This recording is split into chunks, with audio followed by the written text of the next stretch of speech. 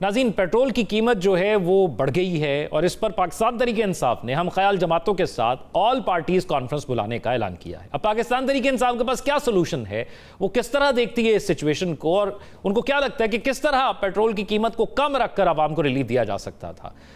जो वफाक की जानिब से रिलीफ दिया गया या पंजाब या सिंध की जानिब से रिलीफ दिया गया, उस पर क्या एतराज़ात हैं, इसी तमाम सूरत पर बात करेंगे। हमारे साथ मौजूद हैं मुआवने खसूसी इत्तलात खैबर पख्तूनख्वा हुकूमत शफी जान साहब। बहुत शुक्रिया शफी जान साहब आपके वक्त का। शफी जान, पाकिस्तान तहरीक इंसाफ के पास इसका हल क्या है? क्या कोई ऐसी सजेशन है जिससे हुकूमत के लिए आसानी हो सके? और फिर ये ऑल पार्टीज कॉन्फ्रेंस के अंदर ऐसा क्या ऐलान करेंगे जिससे हुकूमत पर प्रेशर आए और फिर आपकी तजवीज़ पर अमल करे? सबसे पहले आपका शुक्रिया। जहां तक पेट्रोलियम की प्राइसेस की बात है तो पाकिस्तान की तारीख में इतनी बुलंद तरीन सतह पे कभी प्राइसेस नहीं गई और आज जो इजाफा हुआ है वो भी तारीखी है।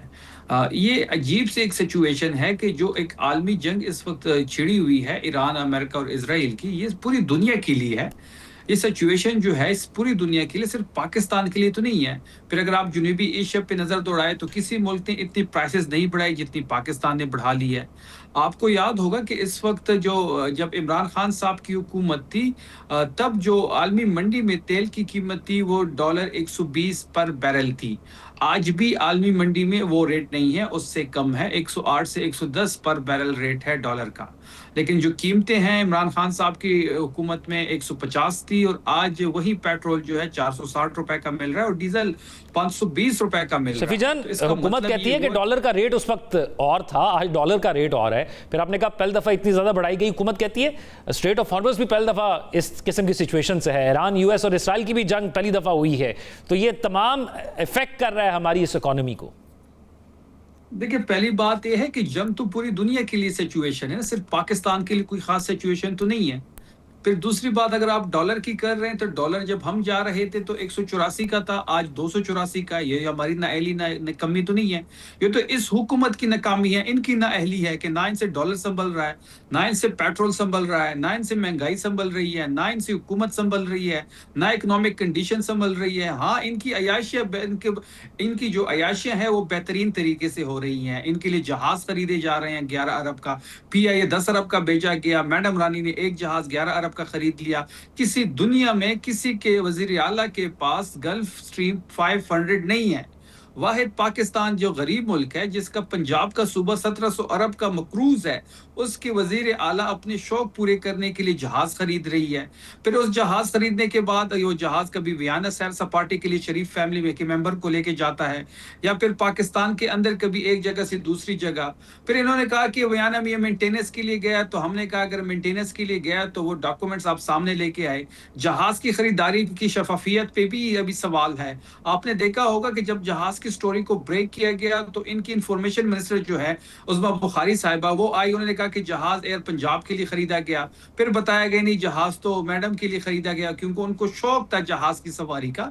फिर इसके बाद ये जहाज का मामला तो शफी जान एक सूबे से रिलेटेड हो गया ना, लेकिन पेट्रोल तो एक तो वफाकी हुकूमत ने महंगा किया और उसका इंपैक्ट पूरे पूरे पूरे पूरे पूरे पूरे पाकिस्तान में हो रहा है। दो ऑप्शन है, हुकूमत कहती है दो ऑप्शन है, या तो पेट्रोल की शॉर्टेज हो जाए या हम कीमतें बढ़ाकर हम आवाम तक दस्तयाब रखें। फिर हुकूमत ने कहा कि हमने ट्रेन के किराए में इजाफा नहीं किया। फिर हुकूमत ने कहा कि हम पब्लिक ट्रांसपोर्ट मुफ्त कर रहे हैं। फिर हुकूमत ने कहा कि हम सब्सिडी दे रहे हैं उन लोगों को जो कि बाइक्स में डलवाते हैं। फिर 2000 रुपया भी दिया जा रहा है सिंध की जानिब से। वो कह रहे हैं हम तो सब्सिडी दे रहे हैं। अच्छा जी, पहली बात यह है कि इंडिया में पेट्रोल की किल्लत क्यों नहीं आ रही, वहां पे कीमत क्यों नहीं बढ़ रही? श्रीलंका IMF के प्रोग्राम में है, वहां पे किल्लत नहीं आ रही और वहां पे रेट भी नहीं बढ़ रहा। बांग्लादेश में भी किल्लत नहीं आ रही, बांग्लादेश में रेट भी नहीं बढ़ रहा। क्या ऐसी स्पेशल सिचुएशन है पाकिस्तान में कि यहाँ पे इनको रेट बढ़ाने लगे? अगर रेट नहीं बढ़ाएंगे तो किल्लत आ जाएगी। जहां तक सब्सिडी की बात है तो ये तो बड़ी अच्छा तरीका है कि आप एक चीज को 2 गुना बढ़ा दें, फिर आप उसमें से कोई 10% सब्सिडी की बात करें। ये किस तरह का मजाक कर रहे हैं? पहले ये खुद समरी बनाते हैं, फिर इस समरी को रिजेक्ट करते हैं, फिर अपने लिए वाह की बात करते हैं, फिर जब कीमत बढ़ाते हैं तो अगला पिछला सारा कसर निकाल देते हैं। तो ये बेसिकली नाकाम हो चुके हैं। आपको बिलावल भुट्टो की एक स्पीच याद होगी कि जब हमारी हुकूमत 9 अप्रैल को रिजीम चेंज में एक जमहूरी हुकूमत को, इमरान खान की हुकूमत को बैरूनी साजिश के साथ मिल के ख़त्म की गई, तब जो है बिलावल भुट्टो बड़े फ़ख्र से खड़े हुए थे नेशनल असम्बली में और कह रहे थे कि जी वेलकम बैक टू पुराना तो पाकिस्तान। आपको वो क्लिप भी याद है इमरान खान का जिसमें उन्होंने कहा था कि अगर ईरान की या इसराइल की जंग होती है तो 400 से 500 रुपया पेट्रोल चला जाए? तो आपको यूक्रेन की जंग तो याद होगी, रशिया यूक्रेन की जो जंग थी उसमें तो पेट्रोल नहीं बढ़ा। आपको ये भी याद होगा कि जब कोविड आया, इमरान खान साहब की हुकूमत थी, तब भी पेट्रोल की कीमत नहीं बढ़ी। आपको ये भी याद होगा कि जब कोविड आया तो हमने लेवी ख़त्म कर दी। आपको ये भी याद होगा कि जब कोविड आया तो हमने सेल टैक्स ख़त्म कर दिया। अगर वो सेल टैक्स आज 18% पेट्रोलियम प्राइसेस पे लग जाए तो ये पेट्रोल प्राइसेस कहाँ जाएगी, ये आपको भी पता है और मुझे भी पता है। तो बात बड़ी वाज़ेह है कि ये जो चोर दरवाजे से नाअहल टोला पाकिस्तान पे मुसलत हो चुका है, ये पाकिस्तान के लिए नाकामी का, शर्मिंदगी का बाइस बन रहा है। आम पाकिस्तानी से जीने का हक खींच रहे हैं।